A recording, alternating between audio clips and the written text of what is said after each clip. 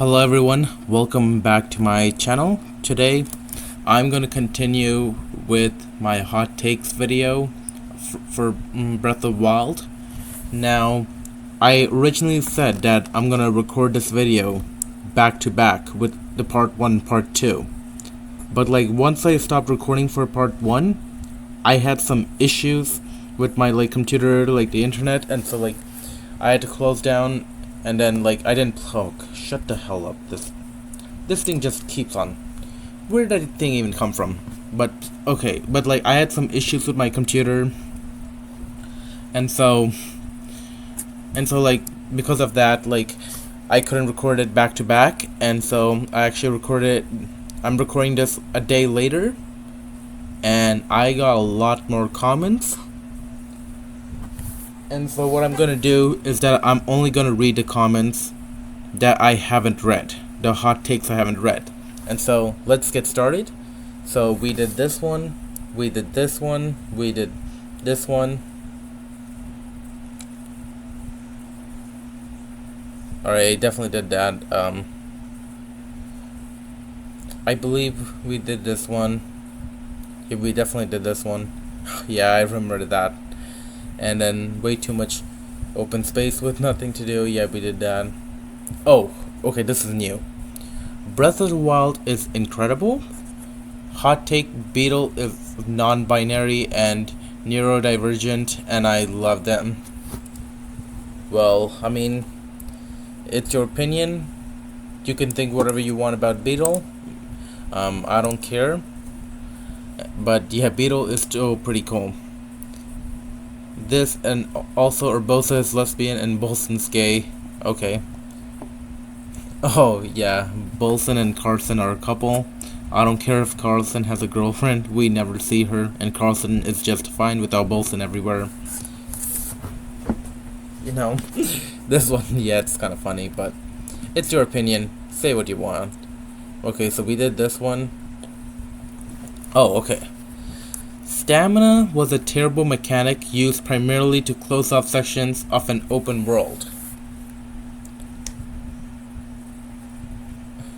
I mean, the close off sections, I mean, even without stamina too, it's still close off. But, stamina, if you're just saying stamina was a terrible mechanic for this reasoning, then it's invalid for me. But if you're saying in general stamina was a terrible mechanic, I disagree. And I actually think they do the stamina vessels pretty well, because for the stamina vessels, the thing is that the vessels, if you collect spirit orbs, you get to increase your stamina container, and you can have 2 extra full stamina vessels, 2 full stamina wheels. And so with the shrines and the way it does it, it actually does a good job with the stamina, and also kind of balances out the game a bit. And as you progress through, complete more shrines, then you get more stamina, you can climb longer distances. And so I do believe that stamina is a really good mechanic in Breath of the Wild. Completely. How can I climb a mountain but drown in 30 seconds? I mean, look, it depends on the stamina you have. For the stamina too, the stats too, if you have any climbing buff armors, I know that the distance does not increase, only the speed increases and the time it takes for you to get up decreases. That's all I know. And so the speed buff, it just gives you more speed. But then for swimming though, it gives you even more speed, and I don't think it lowers your stamina. Or if you have any of the set bonuses, then it would reduce the amount of stamina consumed. And so I believe that it's not that much of an issue. And this one too, I mean, I get what you're saying, but the stamina, it's the way it's executed was pretty good. Okay. I think this is a new hot take. I don't like that to get a real proper classic Zelda game style dungeon, you have to complete the DLC. Oh, the Monk Mascotia. The last part of the DLC is the closest to a traditional dungeon to me. Maybe it's the puzzles or the layout, but it seems closer than the Divine Beast ever seemed to being a proper dungeon. Yeah, here's the thing. Divine Beasts, let's be honest, they are not proper dungeons. They're just easy. Like, they're just like a joke. I mean, like, the Boris one too, the Divine Beast is easy. It's just the Thunderblight Ganon that's the only challenge. But yeah, the Monk Mascotia Divine Beast is without question the best Divine Beast. You know, like the story, you know, how you get to the Divine Beast, how you get to like the Monk Mascotia by doing like the other champion trials, and then like the dungeon itself is well executed, and I love how they do it. And so like the dungeons, it has like many creative puzzles as well, you know. Like the Divine Beast puzzles, they're not creative that much. Like there's like only one or two creative puzzles out of like probably just one creative terminal for each Divine Beast, and I couldn't like remember which is the most creative. But for this one though, all four of them, all four trials are creative, and so this is without question the best one. And yeah, I haven't played the classic Zelda games, but yeah, I mean it's definitely like a proper dungeon feel for me.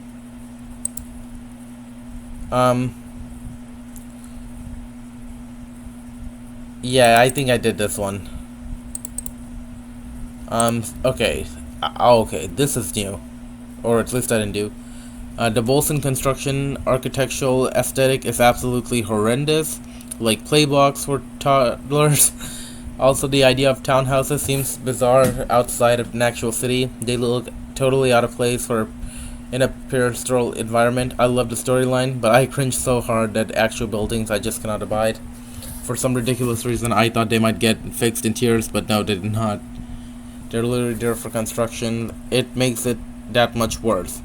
Like when I know a contractor in real life with a hideous and or ridiculous house, like that's your job. What you came up with? Yikes! I mean, I don't mind it, and I don't think like the Bolson construction in Breath of the Wild is horrendous. I think it's good. Like it's fine. All right, Bolson construction is not horrendous for me. Yeah. And then like the Tears of the Kingdom 2, the Hudson construction as well. Like, it's fine. Alright, you may find it bizarre. I find it pretty cool. I love that the main story link led me to being overpowered for the big bosses. I'm here for a good time, not for a challenging time. The love that the main story led me. So did you like? Oh, so like you like being overpowered for the big bosses? You know, like for the Divine Beast, Blight Ganons. You love the fact that you were being overpowered, and so like you're enjoying.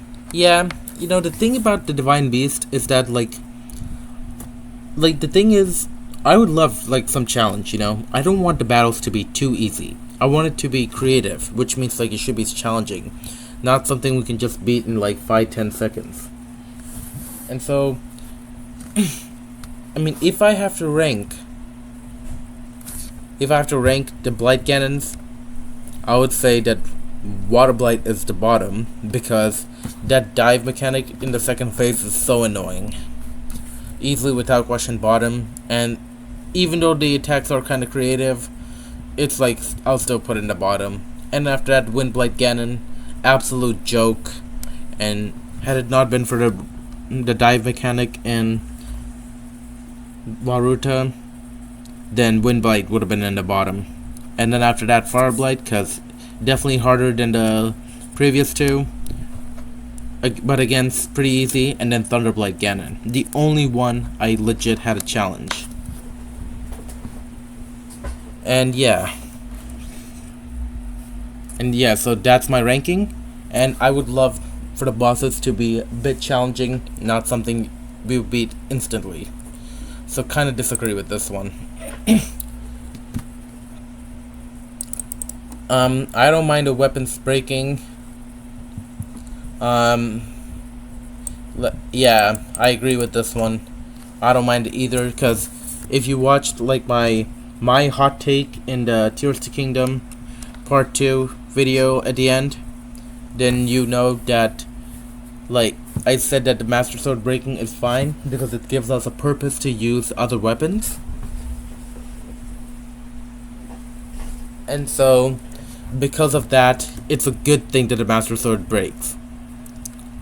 And this one too, like the other weapons, if they break, it gives us purpose to use other weapons. You know, we use like slightly weaker weapons to take down stronger enemies, and we get better weapons. And so that is the purpose, and I would say that I like the fact that the weapons break. Alright, it gives us meaning. The UI is god awful, thank god they fixed it in Tears of the Kingdom. I actually kind of disagree with this one, because the thing is that I actually do enjoy the UI. I did enjoy like the UI in Breath of the Wild. You know, like it's pretty simple. You know, Tears of the Kingdom, like when you like warp zones or go inside a shrine, you'll see a map. I mean, it kind of like bugs me, and then like the menu too, you know, like the inventory screen. I just don't like the background that much, you know. I mean, I do prefer to like the darker, like the black background, or like when you warp zones, the red background for master mode. That was like really cool looking, and I do like the simplicity for that. And I honestly kind of wish if Tears of the Kingdom did the same. Maybe have like a bit of a green background instead of like the Zonite themed background. But yeah, this one I disagree with. That's particular. Like I tried to flip to the weapon section, and when I want to eat something, I have to flip all the way. Oh, yeah, this one. I mean, yeah. I mean, this is kind of like an issue. So this is actually a good change that Tears of the Kingdom did. When I said about the UI, I was talking about like the design of the UI, but then like the overall menu, Tears of the Kingdom did kind of improve it a bit. And so, yeah. Yeah, so like this one is not that bad. This one's a pretty good change here. But this one though, like the design, I honestly kind of preferred like the Breath of the Wild more. This is probably isn't super hot though, in which case I think Mipha's a terrible character. I disagree with this completely. I disagree. She's sweet, yes, but her character isn't as much more being Link, dead love interest. Braval is a great character, but a terrible person. Okay. This one. Now, Mipha, she is, in my opinion, my least favorite champion, because her personality seems to be like the least interesting of all the personalities from the champions. But regardless, I completely disagree with this one. Mipha is not a terrible character. Like, she's not a terrible character. You know, I love, you know, Mipha's still cool. Alright. And Revali, he's definitely a great character. I agree with this one, but I wouldn't call him a terrible person. Because, like, you see, like, his behavior, like, he's arrogant and cocky, but, like, primarily towards Link. Everyone else, like Revali, you know, he's being chill, he's being pretty cool, and, you know, he's not being, and while he still acts pretty overconfident, like, he only acts like this way towards Link, like being terrible. And not like terrible, he just like doubts Link, and he always thinks that he's better than Link. But like once he gets defeated though, like he supports Link. And so like Revali, he does learn the mistakes. the blunders he made. Alright? And why he died. He knows that. And yeah. I wouldn't call him a terrible person at all. Alright. I agree with this completely. Well, I mean, I guess it could still work, but it wouldn't be like Breath of the Wild. You know, there's like no point of using other weapons if there's like no durability system, you know. You could just use the, if there's no durability, then you could just use the 116 attack up Royal Guards Claymore, or 100 damage Lino Sword, Savage Lino Sword, or the 5-shot Lino Bow, and you can just only use those to beat the game. And then the Ancient Shield as well, you just use that as well. And so, yeah, that would, I actually would not work as the Breath of the Wild. So, yeah, I do agree with this one. Those who blame it for the lack of enjoyment of the game. It believes it ruins the game. No, this part I disagree. This take I agree with this. Alright, I said before, you know, durability system is needed. Because if there's no durability system, then what's the point of using other weapons? You know, there's no point. And so, yeah. Managing durability and being conservative with which weapons you use them, as well as the act of scavenging for weapons and taking weapons as rewards for taking down tough enemies is a vital piece of the game's flow. Absolutely. If you were to permanently use a good weapon once you found it, you're quite lucky to be overpowered. Yeah. 100%. Yeah, like, I do want the games to be, like, balanced.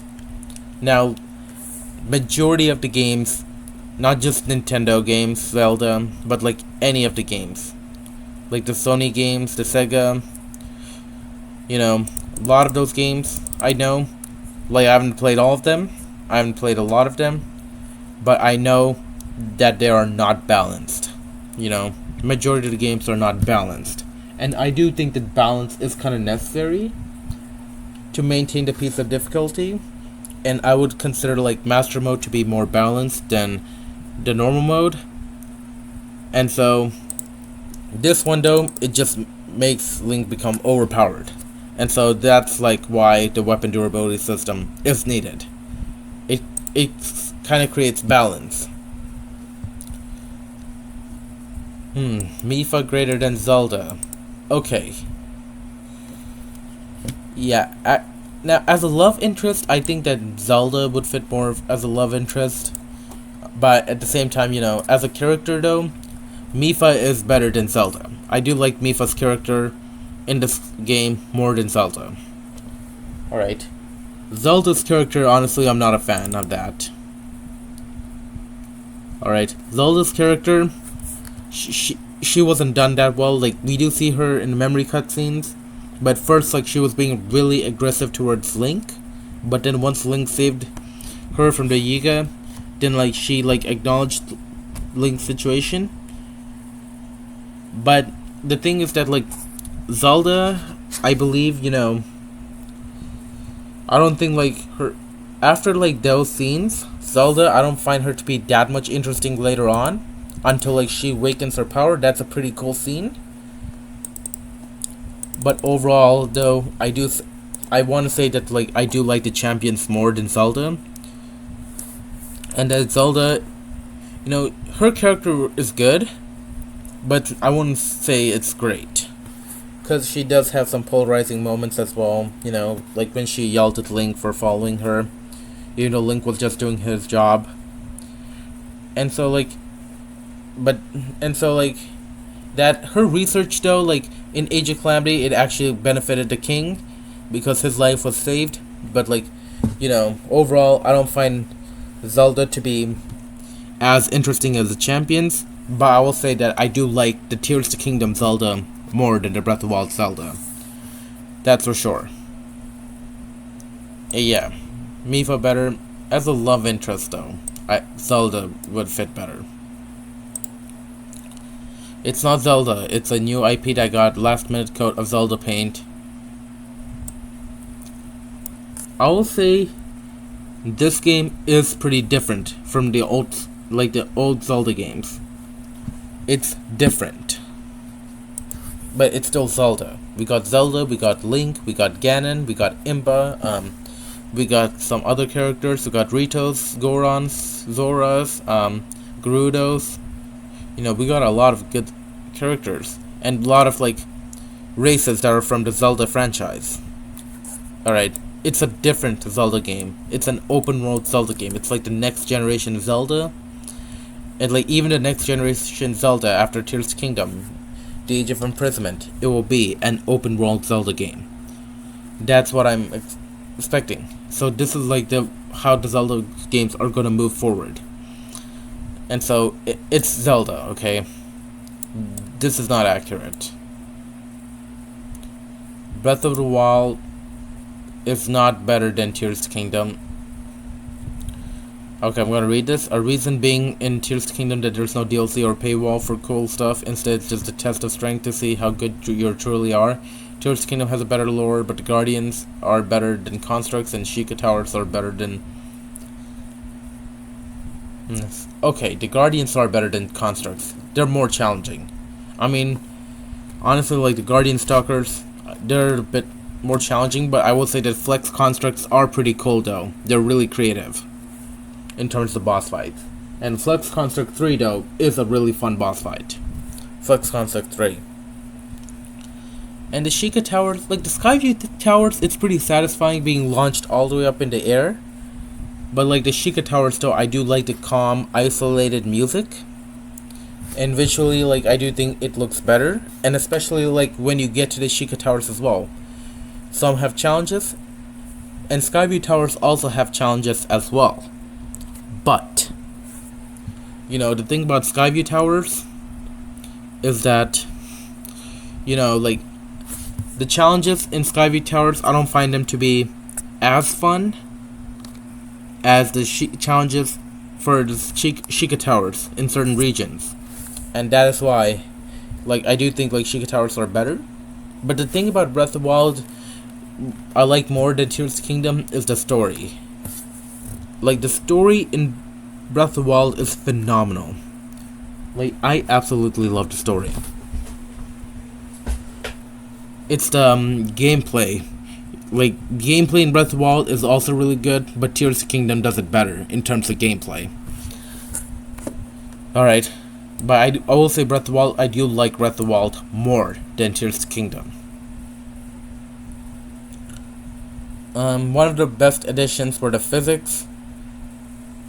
It allows you to solve puzzles in many different ways, and some of them were probably never even considered by developers. I just love the fact that you can build your own electrical currents to get past locked doors that require electricity, or that you can flip around the ball maze in one of the game's shrine to get an Easter way at the end.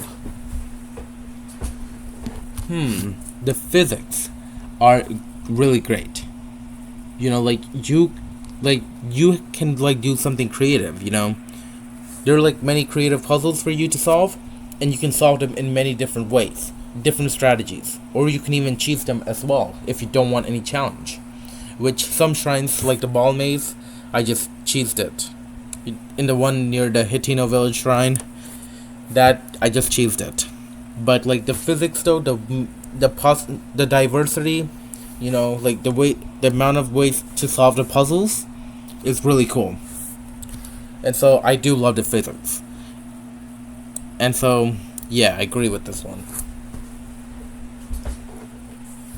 Alright, I have a lot to can't think about it. Okay, there are a lot of hot takes, so don't worry about it. The shrine says look to the stars, or whatever is poorly designed. Look to the stars. Oh, should be on the ceiling. Nobody hears the star, looks straight ahead. Yeah. I will say that it's not executed well. And this is the only shrine I had to use YouTube to find a solution. Cause I genuinely didn't know how to solve this shrine until I actually understood what it's asking for. I mean, in Tears of the Kingdom, we got like the look about the circles. That is better executed because then like we just have to look at where the circles are located at upwards at the ceiling, and then that's where you would place the ball, and then you would unlock the puzzles. And so Tears Kingdom, like, it gives you a better indication, and I didn't need to use YouTube for that. But Breath of the Wild, I did have to use YouTube because the indication, like, it isn't that good in my opinion. Yeah, I did that too on YouTube. Couldn't finger the shrine or it. Yeah, yeah. This is crazy. The Tears Kingdom did it better. Breath of the Wild is one of the best open world games. Did I do this one? I'm just gonna check this again because I don't remember. Breath of the Wild is one of the best open world games. It's full of lore, well thought out, and I never once had a dull moment during the game.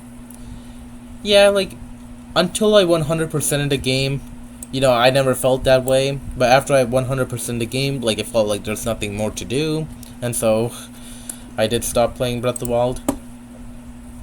But it's expensive for the players that all of different goals and the ways of doing the game. Lots of combat options for collect.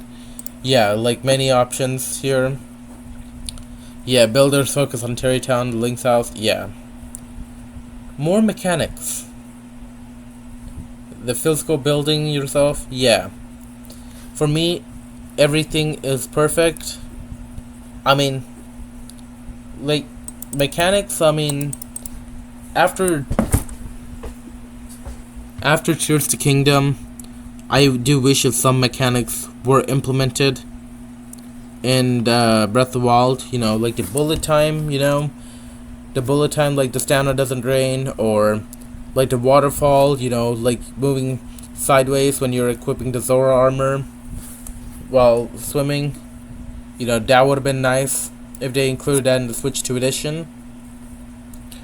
But yeah, Tears Kingdom doesn't be Breath of the Wild to me because while it's fun, it doesn't give me any new sense of exploration, discovery. I mean, yes, here's the thing. Majority of people who played Tears Kingdom started with Breath of the Wild, and so they're like revisiting Hyrule again. Alright. And so, like, Breath of the Wild, it was a really good start for the journey. Tears to Kingdom, it adds, like, 2 more layers. But those 2 layers feel empty.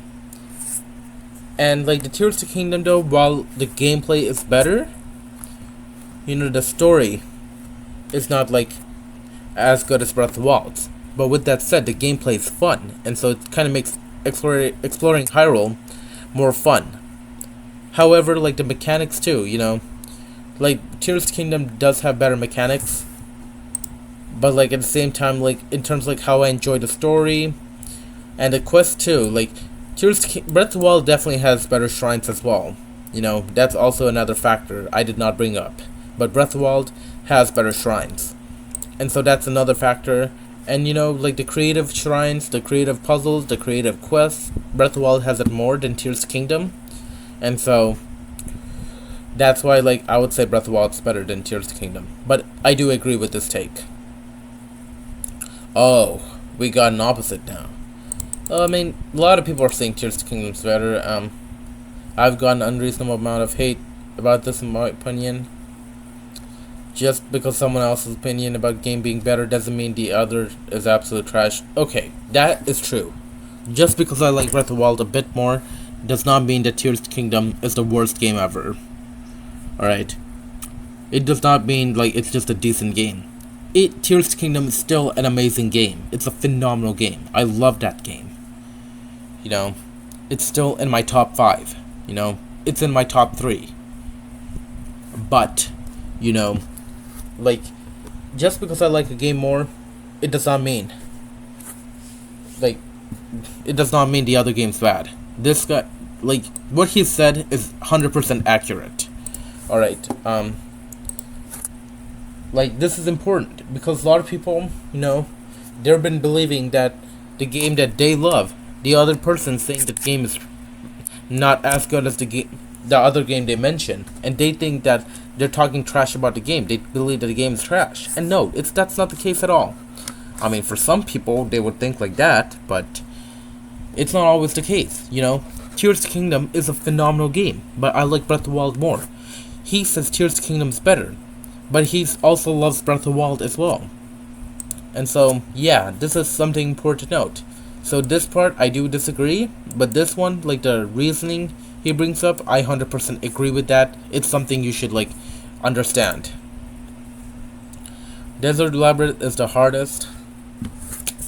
So, hardest, I don't know how that's the hardest. Are there any, high weathers or low temperatures during day and night? I don't remember, but I do know that the Snow Labyrinth is a bit harder because it has more enemies. I don't think the Desert Labyrinth has any enemies. And then the Akala Labyrinth has guardians as well. And so that's the hardest of the three. Then the Snow Labyrinth and the Desert Labyrinth is the easiest, and so I disagree with this one. First time playing on the Switch too. I like the game, but to me, it's not a masterpiece. Not a masterpiece. All right, this one I disagree, but I'm gonna read it first. I enjoy playing it, but I don't feel like I don't want to keep playing the game because I don't want to finish. I read somewhere in the comments that this is not a Zelda game, it's a new IP. Oh, yeah. And you would agree with that? Okay. I would have loved more dungeons. Okay. True. This is true. I would have loved better dungeons. Tears of the Kingdom has better dungeons. Okay, the temples are better than Divine Beasts. Except for the Spirit Temple. I still prefer the Mockman's Koshit Divine Beast more. But as I love solving the shrines, but I hate having to look for them. Can't read. Koroks are fun to find. Yeah, okay, yeah, this is kind of tedious. The need to find them kind of breaks the experience for me, and specifically the one tied to the mechanic everybody talks about. Everybody. I don't recall this. But there are definitely really obscure Koroks as well that are really hard to find. They're single Koroks that that have you can only find them with that mechanic once. You only use that mechanic once to find a Korok. I know those kind of Koroks. But the thing about that is that they are kind of tedious. If there were 300 of them, that would be a perfect amount. But at the same time, there's a lot of empty spots as well. But 900 is a lot, though. I will say that 900 is a lot of there are a lot of Koroks. But this one, I agree. I would love more dungeons. I would love to see more dungeons. Yeah, but sadly, Breath of the Wild Switch 2 Edition did not add any extra dungeons. And so, yeah. But it is a masterpiece, though. Come on. I mean, here's the thing. It's your opinion, okay? It's your hot take. I respect your hot take. But Breath of the Wild is a masterpiece. Period. I love Breath of the Wild. It's the best game ever. Phenomenal story. Alright? And the shrines, too. Majority of the shrines, amazing. Okay? I don't care what you say. Breath of the Wild's my favorite game. And the last but not... Alright. Weapon durability is fine as is and adds to the design of the game. I just read this comment before. Just read the comment previous one. Yeah. Again, agree with this one. And so, yeah. Now, okay, I do want to say one thing, though. Alright. What I would wish if we saw was that, if Link breaks all his weapons and is completely unarmed, then I wish if he has like an ability to attack without a weapon. You know, like here's the thing. You know, a lot of games, a lot of video games, if you're unarmed, you would still attack without a weapon, but deal like very little damage. I wish if this was the case here, you know. If Link does not have any weapons equipped to him, then he should like attacked without a weapon. You know, he would have done like kicks or punches. You know, that would have been nice to see. You know, I wish if Link could have equipped, like, could have had the ability to attack without a weapon. No, and they didn't bring this back in Tears of the Kingdom, but you do have the Giga manual where, like, you can make. I forgot the name. But like, I forgot the name of that earthquake manual. Yes, where you can like create an earthquake and bring a pillar. And so, yeah, that's what Tears of the Kingdom added. Breath of the Wild though, like you only got remote bombs, and they even have a cooldown. But it would have been really cool to see Link attack without a weapon. No, it would have been really cool to see him fight barehanded. And it would have been nice because then, like, we can even create like challenge runs where we try to beat the game without using any weapons. You know, it would have been cool.